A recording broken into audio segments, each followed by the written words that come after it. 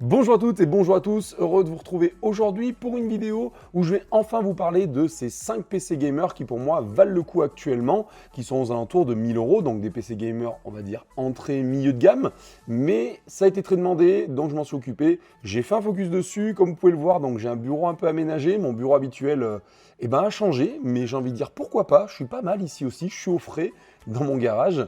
Donc, comme vous pouvez le voir donc, sur mon setup, je vous ferai un petit point dessus, un de ces quatre aussi, parce que pour moi, le gaming, c'est quand même principalement sur PC de bureau. Bon, effectivement, les PC portables sont sympas pour les gens qui veulent de la mobilité. Pour l'instant, on va dire que le gaming PC bureau, j'aimerais vous en parler, mais malheureusement, j'ai pas assez d'équipement, j'ai pas assez de choses, on va dire, prêtées par les marques qui peuvent me permettre de vous faire des speeches dessus. Parce que personnellement, je trouve que c'est quand même sympa d'avoir le hardware, c'est-à-dire vraiment ces pièces dans les mains, c'est quand même beaucoup plus cool. Bref, revenons-en à nos moutons. Aujourd'hui, je vous parle de 5 PC gamers aux alentours des 1000 euros, donc un petit peu moins, voire un tout petit peu plus. Tout simplement, pour vous faciliter la tâche après dans votre choix, comme d'habitude, en description de la vidéo, je vous marquerai les liens pour aller acheter les PC, s'ils sont disponibles ou pas. En tous les cas, vous aurez les liens. En plus de ça, je vous mets à disposition le Google Doc dont je me suis servi pour arriver à vous apporter un peu toutes ces infos et pour vous arriver à vous situer un petit peu.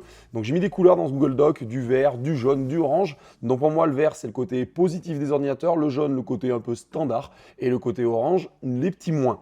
Voilà, allez, on est parti, on commence tout de suite. J'ai pris pas mal de notes sur mon nouvel espace de travail. Tout simplement, on commence par l'Asus ROG. Donc l'Asus ROG, un écran Full HD 17 pouces, qui monte jusqu'à 300 nits, ça c'est pas mal. 120 Hz, 120 Hz c'est quand même intéressant pour du gaming, un taux de rafraîchissement qui est cool.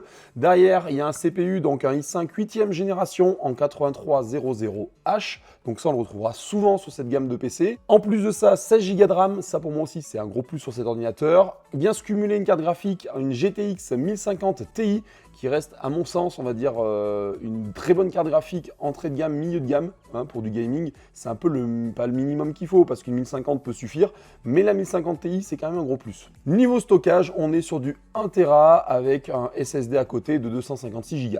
Donc assez standard, mais ça passe. Pour le deuxième PC, le Dell Inspiron G3. Un PC qui est pas mal pour du gaming, lui aussi en 17 pouces, donc ça c'est cool. Par contre, c'est juste un Full HD, cadence à 60 Hz, donc on est sur du standard. La même, processeur Intel i5 en 8300H, donc un bon processeur. Niveau RAM, 8 Go, c'est standard, on va dire, c'est un peu le minimum requis.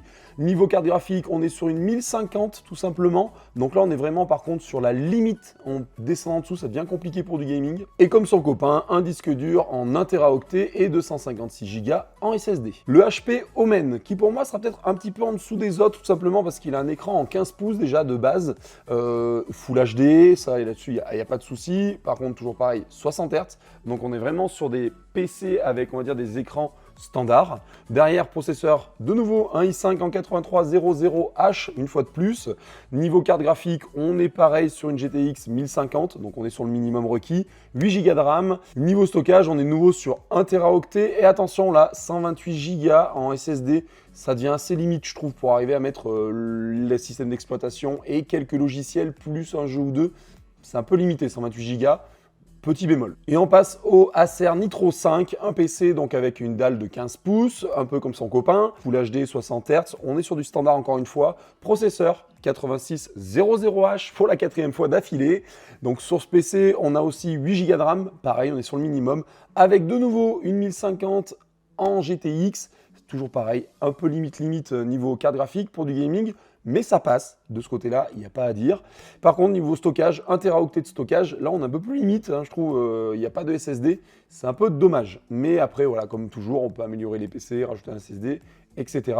Pour moi, voilà un petit peu pour le point un peu moyen. Et on termine par le Lenovo Legion Y720. Alors là, on est sur un PC que je trouve très intéressant. Tout simplement, donc dalle et Full HD, donc en 15 pouces elle aussi, 250 nits, 60 Hz. Dalle anti-reflet, ça peut être intéressant si vous êtes en extérieur. Niveau processeur, on monte d'un cran, on passe au i5 en 9300H, donc on passe de la 8e génération sur les autres PC à une 9e génération, et là c'est quand même cool, parce qu'on est quand même un peu plus d'actualité avec ça, 16 Go de RAM, donc là on est quand même bien équipé aussi. Niveau carte graphique, on passe sur une GTX 1650 et là voilà, on passe un peu à la gamme au-dessus. On va dire que ça vient bien concurrencer le tout premier PC qu'on a parlé, donc qui est le Asus ROG avec une GTX 1050 Ti. Là, on est vraiment sur un truc sympa avec une GTX 1650. Niveau stockage, on n'est pas en mal avec 1 Teraoctet en HDD et un SSD de 256 Go. Donc là-dessus, on fait le taf. Voilà, ces PC, je vous ai présenté très rapidement. Hein. J'ai vraiment été à l'essentiel. Par contre, après, n'hésitez pas à creuser un peu plus sur le net ou n'hésitez pas à venir me poser des questions. Encore une fois, soit en commentaire, soit sur Twitter si vous voulez des trucs un peu plus poussés. Je vous gâche pas que j'ai de plus en plus de demandes. Du coup, c'est un peu compliqué de répondre à tout le monde, d'être assez précis.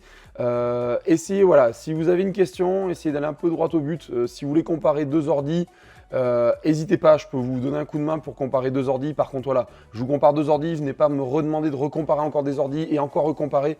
C'est que j'ai beaucoup de demandes. Au bout d'un moment, je pourrais pas, on va dire, répondre à tout le monde. Voilà. Donc, n'hésitez pas, je reste disponible le temps que je le peux. On a dépassé les 2000 abonnés sur la chaîne. Ça, c'est quand même vraiment cool. Un grand merci à tous. Si vous aimez la vidéo, n'hésitez pas à lâcher un petit pouce en l'air. Ça fait toujours plaisir. Si vous n'êtes pas abonné, abonnez-vous si vous avez aimé et si vous voulez voir d'autres informations, donc PC portable et je l'espère très vite vous parler de hardware, le hardware un peu PC bureau parce que c'est vraiment ce qui me plaît. En tous les cas, je vous ferai une vidéo je pense sur mon setup, histoire que vous voyez un petit peu avec quoi je joue sur mon PC de bureau pour vous donner un peu une idée. Voilà, merci à toutes et à tous d'avoir suivi cette vidéo, je vous dis à très bientôt pour une nouvelle vidéo et surtout prenez soin de vous. Ciao, bye bye.